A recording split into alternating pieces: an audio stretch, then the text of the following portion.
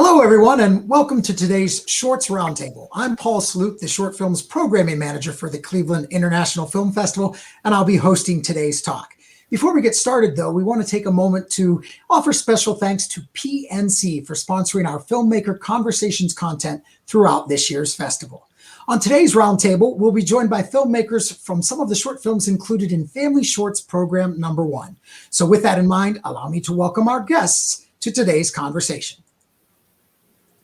Welcome, everyone. Thank you so much for joining us. We really appreciate you being here. What we'd like to ask each of you to do to start is just introduce yourself, your film, your role on the film, and where you're calling in from today. And we'll start with Yaprak. Hello, everybody. My name is Yaprak. I'm calling from Norway, Oslo. I'm one of the directors of the short film The Tomten and the Fox. Maybe you remember, it's a little fox that is called in the forest in winter. The other director is Áine, and we hope you enjoyed our film. Alexandria. Hi, I'm Alexandria Crie. I am the director and writer of the film Áine, which was about the little girl. And I am calling in from Columbus, Ohio. Oops, sorry, I was early. Travis Lupher. I'm the director of Adventures at Home, calling from Denver, Colorado. I'm Stevie Salas, and I'm the producer and writer of The Water Walker. And I am calling from, where am I today? I'm in Oceanside, California right now. I'm Jenn. I'm writer and director of Afro. I am calling from New York City area. Well, we are so thankful and thrilled that you were all able to join us for this filmmaker conversation. And to get it kicked off, what we always like to ask is if each of you could share with us, what was the inspiration? What led you to become involved in making this particular film? We'll start with Yaprak again. Yeah. I get blurry sometimes. Okay. Áine and myself, we work at a company called Kristin Animation in Oslo, in Norway. And one day we were approached, Kristin Animation was approached by the Astrid Lindgren company in Sweden. They are representing Astrid Lindgren, the Swedish author who wrote the Pippi Longstocking. So, and Astrid Lindgren has written a children's book called The Tomten and the Fox, and they wanted to make a children's film out of that book. So they approached us, and we were very flattered and, of course, very honored to have such an opportunity. It's very intimidating to work with such a big name, known very much in Europe and Scandinavia. And we tried many different approaches, and we hope we reached one that is very expressive, and hope it fits everybody's liking. Alexandria. Yes, so my co-director and co-writer and I wrote this film about my daughter, and we were part of the Easter Seals Disability Film Challenge. That's how it came to be. And the film challenge is basically, it was an at-home film challenge last year, so it was documentary style. And prior to that, I'd been an actor and a storyteller and a writer, but I never dove into the documentary world. So it was a big challenge to do in 4 days. But it was super fun and well worth it. It was great. So much to love about your film and your daughter. Travis.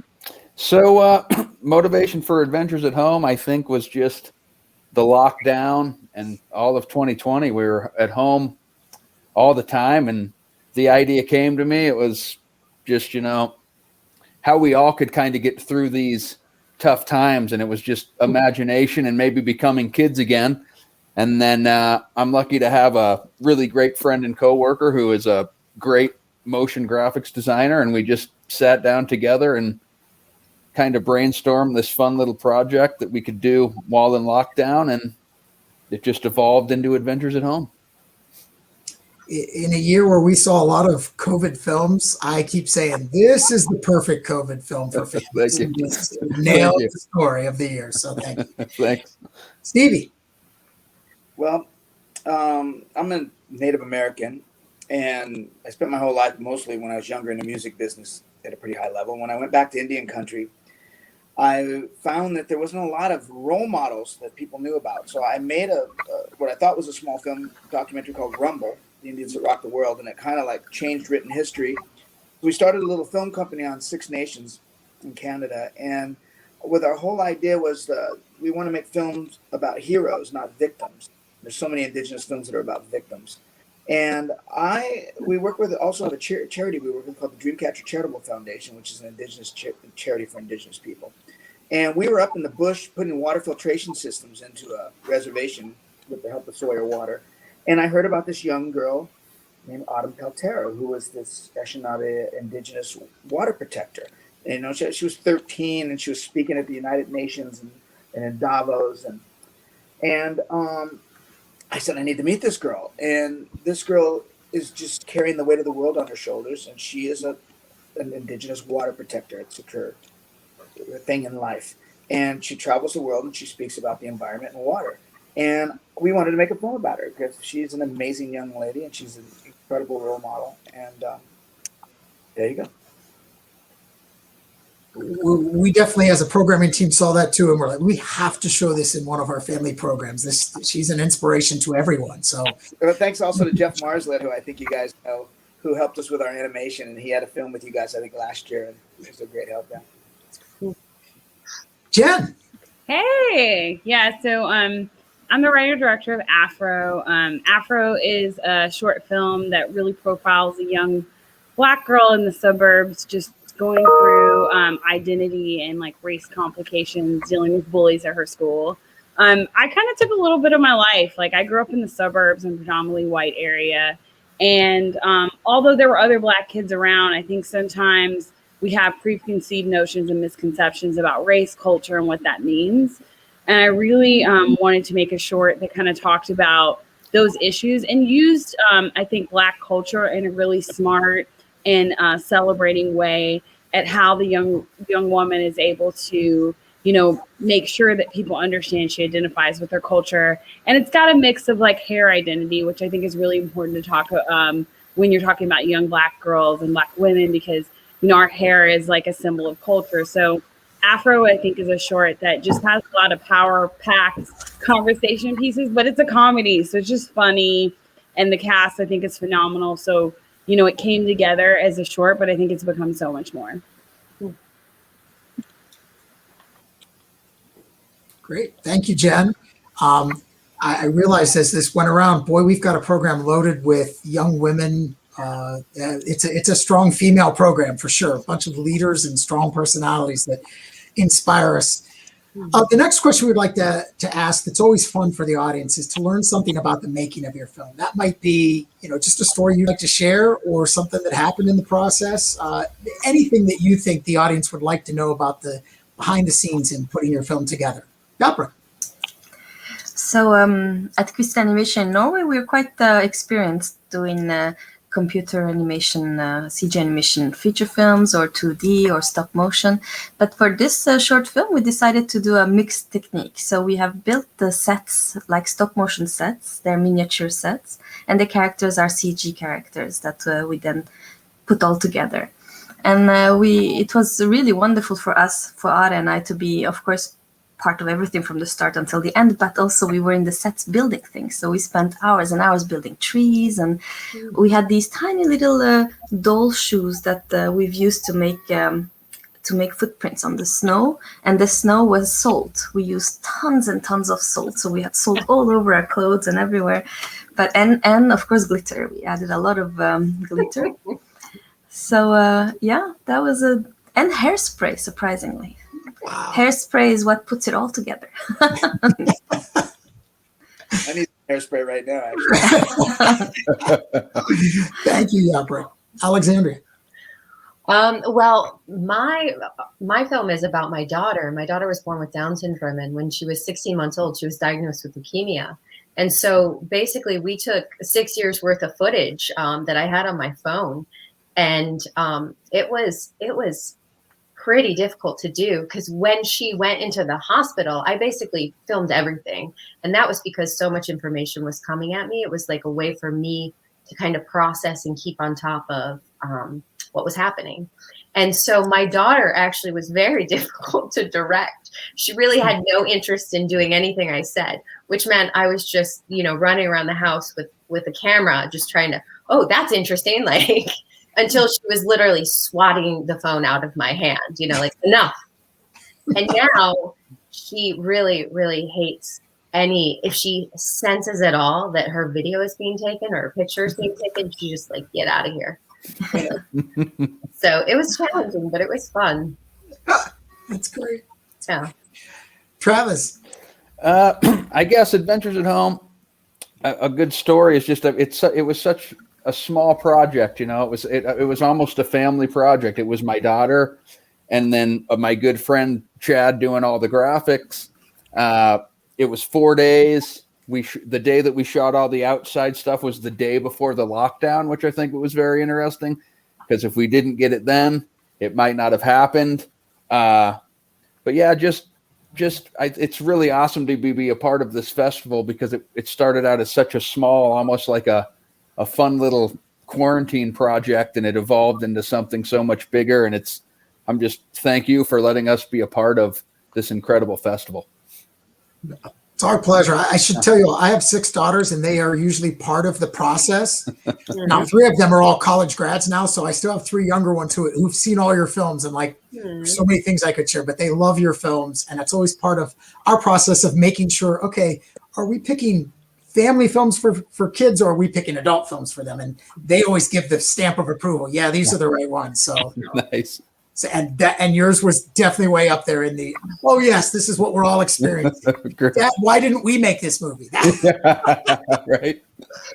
Stevie.